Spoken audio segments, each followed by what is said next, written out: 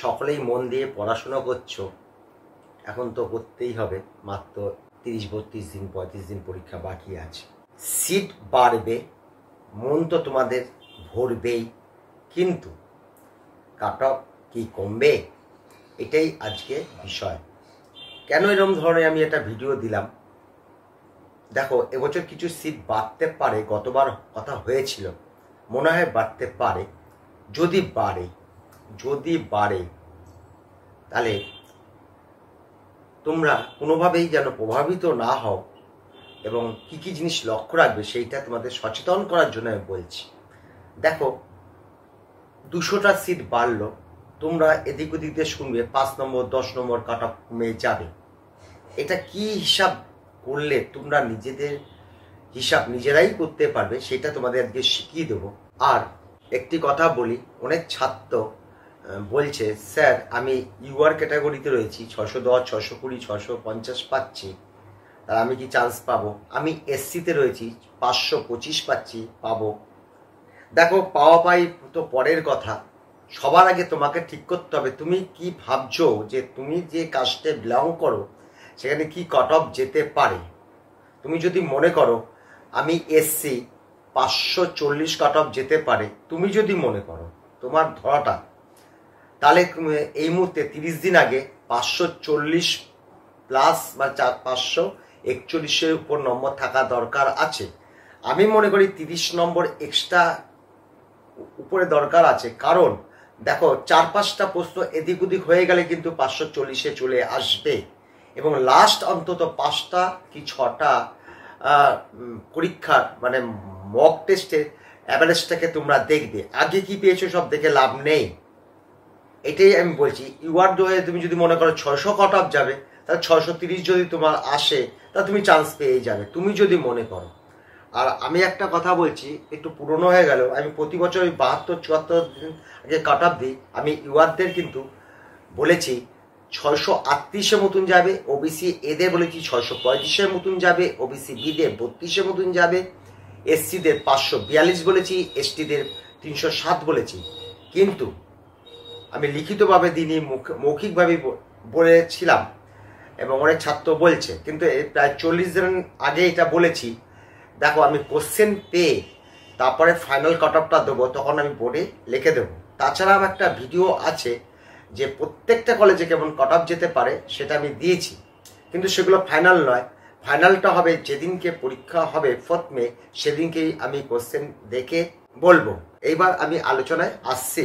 দেখবে কেন বলছি সিট বাড়ার একটা সম্ভাবনা আছে। গতবারই আলোচনা হচ্ছিল যে 4টে সরকারি গভর্নমেন্ট কলেজে সিট বাড়তে পারে।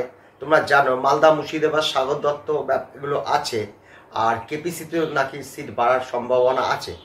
যেহেতু আমরা অনুমান করছি অন্তত 50টা করে সিট বাড়বে, 50 মানে কিন্তু ওখানে 7.5টা চলে যাবে, 15% হিসাবে 42টা করে সিট পাবো। এই 42টার মধ্যে ইউআর মোটামুটি 20টা মতন সিট পাবে, এই হলো ব্যাপার।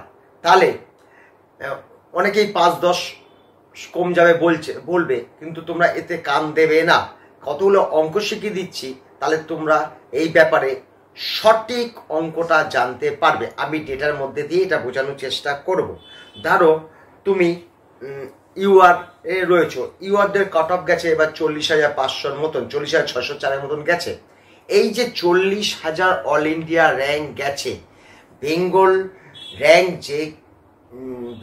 যেখানে দিচ্ছে, সেখানে তুমি যদি খেয়াল করো দেখবে 42, 43, 44,000 জায়গাটায় 1,000-এর মধ্যে, মানে 42,000-এর মধ্যে তুমি দেখবে বেঙ্গলের ছেলে 55 থেকে 65 মতন আছে। তাহলে দেখবে 39, 40, 41, 42 ওই কটা 4,000-এর মধ্যে গুনে দেখবে বেঙ্গলের ছাত্র মোটামুটি 250-র মতন আছে, 250-র মতন আছে, বুঝতে? তাহলে প্রতি 1000-এ তুমি যদি অ্যাভারেজ করে নাও 62 আছে। আবার যদি তুমি ওবিসি ডি হও, 49,000 জায়গাটা তোমাদের কাট অফ গেছিল, সেই জায়গাটা যদি ধরো দেখবে 68টা ছাত্র আছে। ওটা 49 তো 68 নেই, সেখানে হয়তো 70 আছে। আগের যেগুলো আছে, আগের মানে 48, 47 দেখবে ওইখানে হয়তো আরো 2টো কম আছে, অ্যাভারেজ দেখবে 68টা আছে। এটা তুমি মিলিয়ে দেখে নাও, কোনো অসুবিধা নেই। আবার এসসিদের দেখবে ওই 1,55,58,000 জায়গায় প্রায় 80-85 জন করে ছেলে বা ছাত্র থাকে। কেন বললাম তোমাদের হিসাবটা একটু বোঝানোর জন্য, যেন এইভাবে তোমরা বোকা না বেনে যাও। দেখো ইউআরদের যদি বুঝাই, ওখানে 62 জন বেঙ্গলের ছেলে আছে, ওইখানে দেখবে ইউআরদের 30-32টা ছাত্র পাবে। দেখবে 40,000-এ 32 আছে, 33,000 হয়তো 35 আছে, সরি দেখবে 40,000-এ দেখবে 32 আছে, 41,000 হয়তো 37 আছে, 42,000 দেখবে 32 আছে, গড় করলে 30-32টা ছাত্র পাবে। তাহলে 1000 অল ইন্ডিয়া র্যাঙ্কের মধ্যে ওয়েস্ট বেঙ্গলে ইউআর থাকলো কিন্তু 30-32টা মতন। আর কিছু ওবিসি আর ওবিসি বি থাকবে, তারা ইউআর এর সিট খাবে। তাহলে তুমি দেখে নেবে প্রায় 40টা মতন হয়ে যাচ্ছে। আর ইউআরদের সিট কিন্তু 100-র মধ্যে 40টা 38টা মতন পায়, কেন 85 হয়েছে। 85 হলো ধরো 42-41% মতন। তাহলে 100 যদি কলেজ বাড়ে, মাত্র 1 নম্বর কাট অফ কমবে, মানে 1.5 নম্বরও কমার কোনো রাস্তা নেই নেই নেই নেই। আর 2 নম্বরও তো স্বপ্ন। প্রতি 1000 ছাত্রের মধ্যে ইউআর থাকে ওই 40-42-এর জায়গায় 30-32 জন, আর ইউআর ওবিসি আর ওবিসি কিছু খায়, তাহলে 1টি নম্বর কমবে। হ্যাঁ বুঝেছো? আর 200 সিট যদি বেরোয় তাহলে কিন্তু 2টি নম্বর কমবে। আর বাকি যা শুনছো মানে সম্পূর্ণ ভুল, তোমরা কাউন্ট করলেই জেনে যাবে। এখন দরকার নেই, পরীক্ষাটা শেষ হলে বসে বসে গুনবে, নিজেদের কাউন্সিলিং নিজেরাই করতে পারবে। এটাই হলো ভিতরের সত্য। দেখো এই মুহূর্তে যদি তুমি তো গুনতে পারছো না, সময় নেই, পড়াশোনা নিয়ে ব্যস্ত, 80,000 জন 600 পেয়েছে, তাহলে 720 থেকে 600-র মধ্যে তাহলে 120 নম্বর মধ্যে কত 80,000, তাহলে 1 নম্বরে 750 জন অ্যাভারেজ আসছে। কিন্তু উপরের দিকে যেন যখন 600 বর্ষ আসে, সরি 700 যেখানে আছে তখন 300 জন, 690-এর জায়গায় দেখো 400 জন করে আছে, এরকম ব্যাপারটা জানে। ওই যেখানে 80,000-এর যেখানে আছে সেখানে প্রায় 1400 জন, এই অ্যাভারেজ তুমি নিজেই বুঝতো 750 জন করে ছাত্র থাকে। সেখানে আবার বেঙ্গল 5%-এর অংশগ্রহণ আছে। পরের ভিডিওতে তোমাদের হিসাব দেখাবো। এইটাই হিসাব, পরিষ্কার জিনিস জেনে নাও। 100 সিট পাওয়া মানে সরকারি সিট, তা সরকারি গভর্নমেন্ট মেডিকেল কলেজে 1 ইউআরদের কমবে, ওবিসি আর ওবিসি বিদেরও ওই 1 কমবে, এসসিদের কিন্তু 1.5 কমবে, আর এসটিদের প্রায় 6-7 কমবে। এই হলো ফর্মুলা। দেখো আমি যখন কাট অফটা দিই একদম ডাইরেক্ট বলে দিই এত নম্বর যাবে। আর একটা বাঁচার রাস্তা, তোমাদের অনেকেই বলবে যে 610 থেকে 620 মধ্যে যাবে, 20 নম্বর মানে 20,000 অল ইন্ডিয়া র্যাঙ্ক।